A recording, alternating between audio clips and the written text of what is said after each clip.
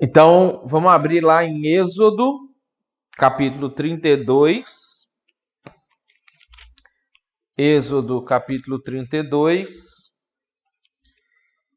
E aí a gente vai ver uma questão do bezerro de ouro, sobre o pecado continuado também, e como que isso muitas vezes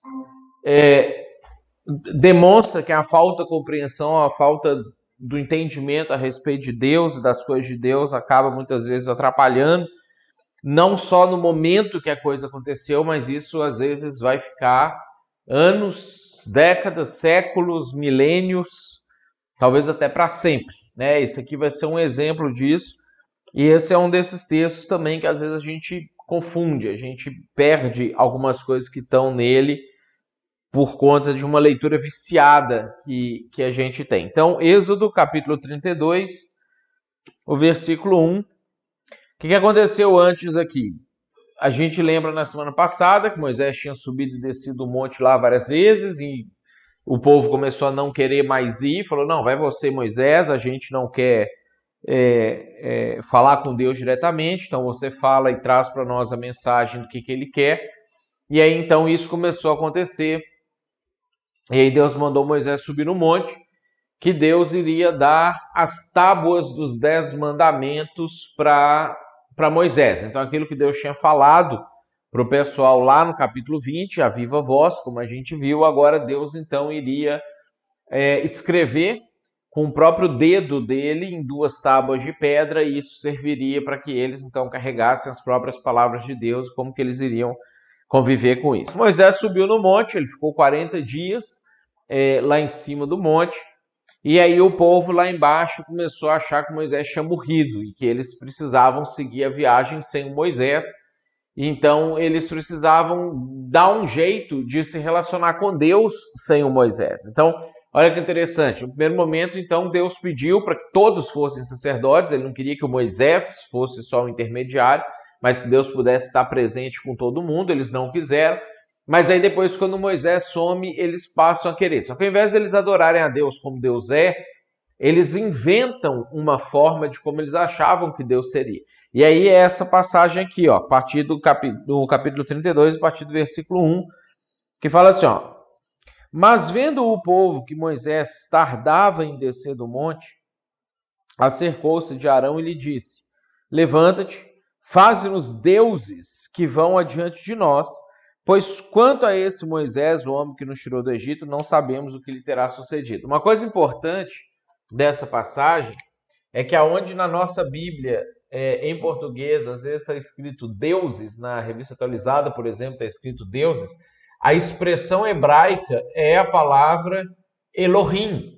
E Elohim, na Bíblia, é normalmente utilizada para se referir a Deus, não a deuses. Embora em hebraico, essa terminação aqui, im, significa plural, né? Então, se eu quero falar, vão ver aqui, homem. Homem em hebraico é ish. Se eu quiser falar homens, eu falo ishim. Eu acrescento m e isso aqui seria o s em português, né? Eu quero falar Deus. Deus é El. Se eu quero falar deuses, eu faço Elim. É assim que é deuses em hebraico. E por aí vai. Eu quero qualquer outra palavra que eu quiser acrescentar. Isso aqui é o plural masculino, tá? Plural masculino. O plural feminino é ot, tá? Terminado em ot, tá? Então, por exemplo, se eu quiser falar mulher, mulher é isha. Se eu quiser falar mulheres, eu falo ishot. Aí eu estou falando no plural feminino. Então, o termo Elohim, ele está no plural, só que quando a gente tem essas outras 2 letras colocadas junto da palavra, ao invés de eu ter o Elim direto, já que El é que significa Deus, quando eu tenho essas 2 letras aqui no meio, no texto bíblico, elas mostram para mim que ele não está referindo-se a falsos deuses ou a deuses. Ele está usando, mesmo que numa formato de plural no hebraico, ele está se referindo ao Deus de Israel. Então, por exemplo, quando a gente lê lá Gênesis 1, versículo 1, no princípio criou Deus os céus e a terra. Em hebraico é Bereshit bara Elohim et hashamayim v'et haaretz. Você tem esse nome, esse termo, esse título aparecendo aqui. E todas as outras vezes na Bíblia que vai aparecer o nome de Deus, toda vez que você lê traduzido a palavra Deus no Antigo Testamento, é esse termo que eles estão usando. Então, o que acontece aqui? Nessa passagem, no 32, versículo 1, quando fala aqui, eles viram para Arão e falam assim, faze-nos deuses que vão adiante de nós. Em hebraico, ele falou, faz-nos Elohim. Ou seja, eles não estão pedindo para o Arão fazer deuses, falsos deuses, deuses pagãos ou alguma coisa nesse sentido.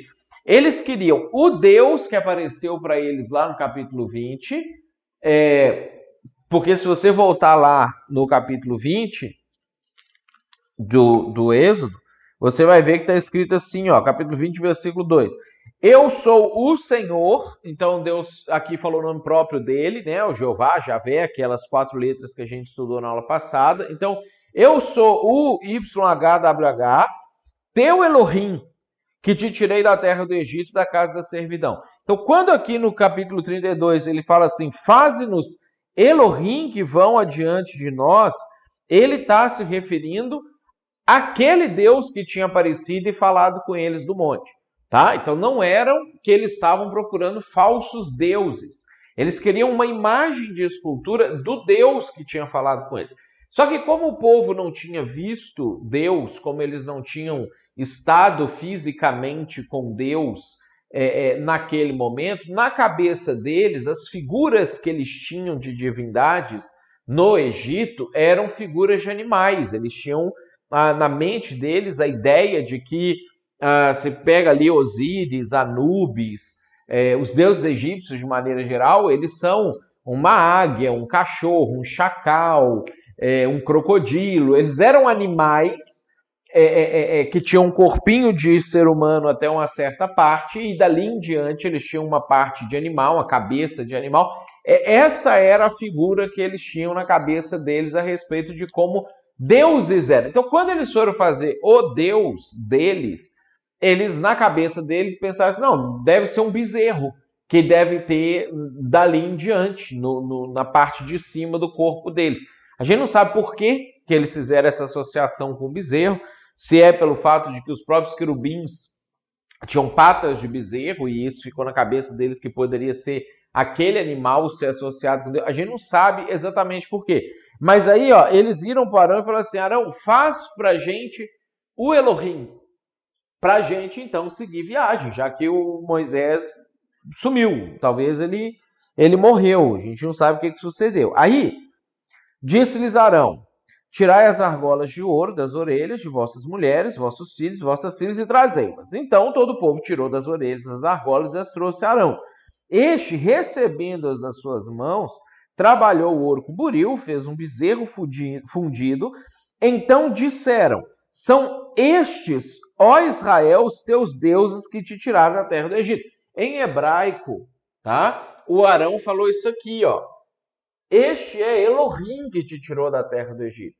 Então, eu não sei por que os tradutores vêm traduzindo a palavra Elohim como Deus em todo o texto bíblico, Gênesis e Êxodo, até aqui, vai continuar traduzindo a palavra Elohim como Deus no restante da Bíblia, mas aqui eles fazem essa tradução. Então isso acaba às vezes confundindo a gente, que parece que na cabeça do povo de Israel ele estava abandonando Deus e buscando uma outra divindade. Na verdade não era isso que eles estavam fazendo, eles estavam descumprindo o segundo mandamento, que eles estavam fazendo uma imagem de escultura de como eles imaginavam que Deus era.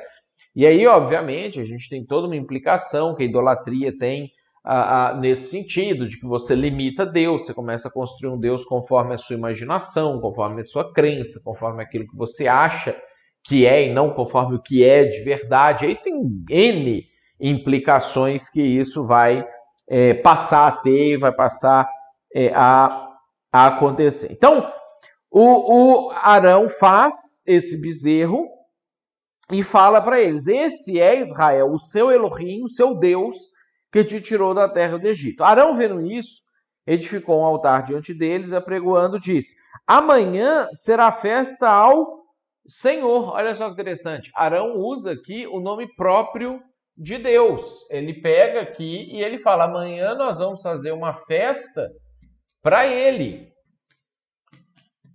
para o YHWH, nós vamos fazer uma festa para o Jeová.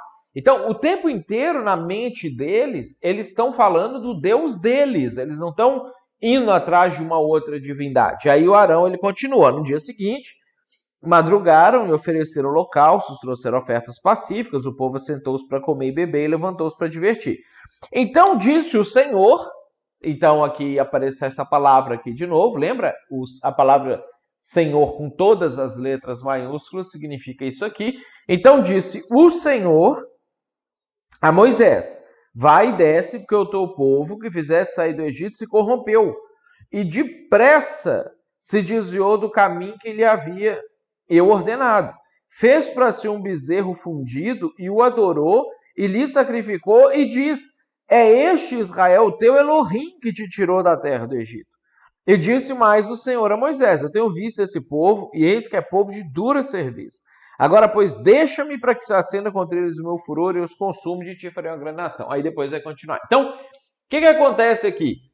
O Moisés desce, chega lá, eles estavam adorando esse bezerro como se fosse Deus, e Moisés mostra que eles estavam pecando, Moisés quebra as tábuas dos 10 mandamentos, derrete o bezerro, joga na água, manda eles beberem, um monte deles adoece. Isso aqui tem todo um desdobramento aqui, depois você vai ler o texto, você vai ver como que isso aqui se desdobrou, como que isso aqui foi prejudicando o povo, foi atrapalhando já o início da caminhada do povo de Israel. Só que isso não ficou só aqui nesse fato específico. 600 anos depois, o povo de Israel, ele está diante de uma mesma circunstância, ele está diante de um mesmo problema. O que tinha acontecido aqui? Saul tinha unificado o reino de Israel, então vocês vão lembrar como é que está explicando para a gente lá em Samuel e em Reis. O povo de Israel, ele tinha ficado com essa terra aqui dividida em tribos, né? Tinha 2,5 tribos para o lado de cá do rio, aqui passava o Rio Jordão, né? E eles tinham dividido isso aqui em tribos. Aqui ficava Jerusalém, na tribo de Judá, Jerusalém, né? O rei Saul tinha unificado o reino em toda a nação de Israel. Davi veio e governou sobre toda a nação de Israel. O filho de Davi, Salomão, governou sobre toda a nação de Israel. Mas o filho de Salomão, o Roboão, ele, por conta do pecado de Salomão, Deus vai punir a nação de Israel por conta daquela situação. Deus separa, e aí o próprio Roboão peca e erra contra o povo. Então o povo se rebela, e aí eles criam 2 reinos. Israel inteiro vira 2 países. O reino do sul fica sendo chamado de reino de Judá, e o reino do norte, que eram as outras 10 tribos, fica chamando de reino de Israel. O reino do sul continua tendo Jerusalém como a sua capital. O reino do norte vai transferir a sua capital para o norte, para Siquém, depois vai para Samaria, e assim vai se desenvolvendo. Tá? Aqui no extremo sul do reino do norte, na divisa entre Israel e Judá, tinha uma cidade chamada Betel, que é aquele mesmo lugar lá que o Jacó teve aquele sonho da escada. E no extremo norte de Israel tinha uma cidade chamada Dan. Tá? Então você vai ter você vai ter essa configuração acontecendo aqui. O templo de Israel, até então, quando Israel era uma coisa só, ficava na cidade de Jerusalém, tá? Ficava aqui. Então, o povo de Israel inteiro, de qualquer tribo, quando queria adorar a Deus, tinha que descer a Jerusalém, lá no templo, e adorar o Deus verdadeiro, né? O Elohim, o Senhor Deus, o Adonai Elohim, o Javé, o Jeová Elohim. Então, o povo de Israel tinha que descer e fazer os seus sacrifícios lá e voltar para sua casa. O rei do norte, que era o Jeroboão, começou a pensar assim: se esse povo continuar descendo para Judá, para Jerusalém, pode ser que eles vão acabar voltando para a casa de Davi. Eles vão acabar reconhecendo que Roboão é o rei de verdade deles, vai me abandonar, e eu vou perder o controle sobre o povo. Aí, vamos abrir lá em 1 Reis, capítulo 12. O Roboão tem uma ideia. 1 Reis, capítulo 12, versículo 25. Versículo 25. Olha só. Jeroboão edificou Siquém, na região montanhosa. Então, aqui ficava Siquém, passou a ser a capital, né? Para ele governar dali, ser a nova capital do reino do norte, na região montanhosa de Efraim, e passou a residir ali. Dali edificou Penuel. Disse o Jeroboão consigo: agora tornará o reino para a casa de Davi. Se esse povo subir para fazer sacrifícios na casa do... Ele usa esse nome aqui. Em Jerusalém, na casa do Senhor, em Jerusalém, o coração dele se tornará a seu senhor, a Roboão, aqui Senhor com S minúsculo, que é o Senhor Adonai, Senhor com letra minúscula, rei de Judá, e me matarão e tornarão a ele ao rei de Judá. Pelo que o rei, tendo tomado conselho, fez 2 bezerros de ouro. Então, olha só o que aconteceu. O Jeroboão reuniu os conselheiros dele e falou assim: como que a gente pode impedir o povo de adorar a Deus no templo de Jerusalém? Então, eles fizeram reunião, conselho para cá, e aí um teve uma ideia, falou assim: por que a gente não faz o Deus, o Senhor verdadeiro, Deus verdadeiro, mas a gente faz ele aqui para cima?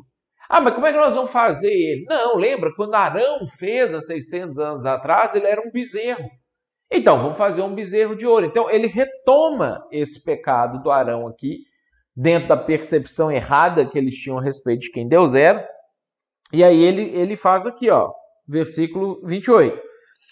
Fez 2 bezerros de ouro e disse ao povo: basta de subir a Jerusalém. Vês aqui teus deuses. Só que, de novo, no hebraico está escrito Elohim. Então, ele não está falando deuses. Ele está falando o teu Deus. Vocês não precisam mais subir até Jerusalém. Aqui está Elohim, ó Israel, que te fez subir da terra do Egito. Vamos voltar lá no capítulo 20, no 2º mandamento. Eu sou o Senhor teu Elohim, que te fiz subir da terra do Egito. Ele pega aquele texto bíblico lá de volta e traz o texto para cá, o versículo para cá, para se aplicar na primeira imagem que o povo tinha feito de Deus na história do povo de Israel. Aí ele continua falando aqui no 29, ó. Pois um em Betel e outro em Dan. Por quê? Se o cara morasse mais para o sul, ele não precisava ir até Jerusalém mais para adorar a Deus. Ele podia ir adorar em Betel. Se ele morava mais para o norte, ele subia até Dan e adorava a Deus lá. Ou seja, ele cercou o país para o povo não precisar sair dali para poder mais adorar. Não poder mais, não precisar mais adorar a Deus fora, em uma outra situação. Aí ele continua falando aqui, ó, versículo 30. E isso se tornou em pecado, pois que o povo ia até Dan, cada um para adorar o bezerro. Jeroboão fez também santuários nos altos, e dentre o povo constituiu sacerdotes que não eram dos filhos de Levi. Fez uma festa ao 8º mês, no dia 15º mês, igual à festa que se fazia em Judá, e sacrificou no altar, semelhantemente fez em Betel, e ofereceu sacrifícios aos bezerros que fizera. Também em Betel estabeleceu sacerdotes dos altos que levantaram. E no 15º dia do 8º mês, escolhido a seu bel prazer, subiu ele ao altar que fizera em Betel e ordenou uma festa para os filhos de Israel e subiu para queimar incenso. Então, olha só o que é que o Jeroboão faz aqui. Ele resgata a idolatria de Arão lá de Êxodo 32 e o pecado que o povo de Israel cometeu no primeiro momento e transpõe essa idolatria para cá para impedir o povo de descer para Jerusalém. E o povo que não conhecia a Bíblia, não entendia quem era Deus, não sabia direito como é que eram as coisas, porque eles não tinham o conhecimento da Torá, do Pentateuco, a respeito de Deus, o que tinha acontecido, acreditou e embarcou nessa ideia. É isso que lá em Oséias, abre comigo lá em Oséias 4, no versículo 6, é isso que vai acontecer, que Deus vai criticar o povo do norte, do pecado que eles estavam cometendo. Oséias 4, versículo 6.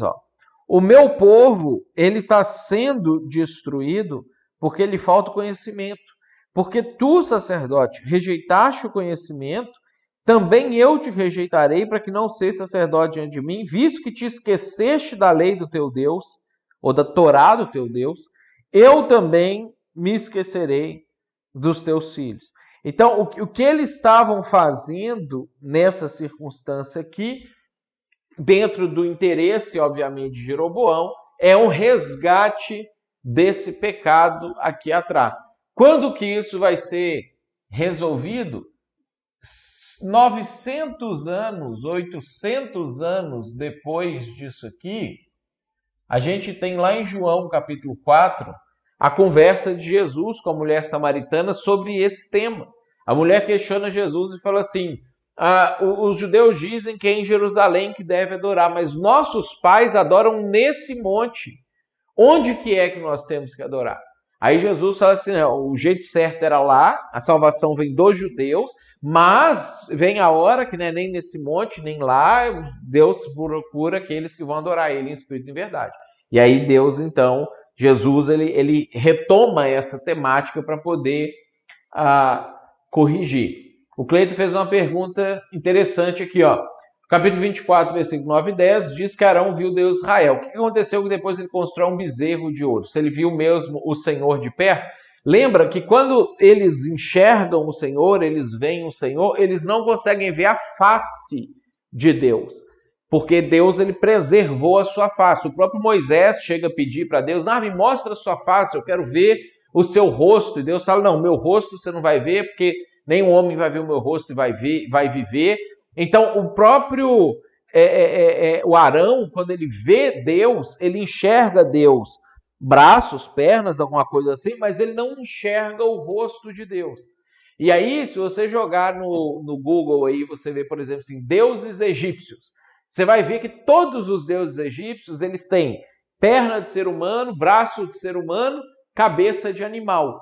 E aí, cada animal, um chacal, a águia, o que mais? O crocodilo. Cada animal vai representar alguma coisa ali para os egípcios. Para eles, para o povo de Israel, seria o bezerro. Eles colocam um bezerro como sendo a face de Deus, ou o rosto de Deus, para representar Deus, o Deus de Israel. E como Arão não tinha visto o rosto de Deus, beleza, vamos fazer um bezerro, vamos manter o bezerro como essa representação. A gente só não sabe exatamente por que eles escolhem um bezerro para fazer essa representação daquilo que é o rosto de Deus. Mas a gente percebe que é uma cultura dos egípcios que o povo de Israel acaba levando. O Deus deve ser metade ser humano e metade algum animal dentro de alguma representação. Deu para entender isso aqui, gente? Deu para ver assim como que o pecado, quando ele não é tratado, né, ele vai ficar 1.500 anos caminhando até o momento que Jesus confronta isso ali com a mulher samaritana. Né? O negócio vai se arrastar por todos esses séculos. O Jeroboão vai lançar mão disso de novo para os seus interesses particulares e isso vai levando e vai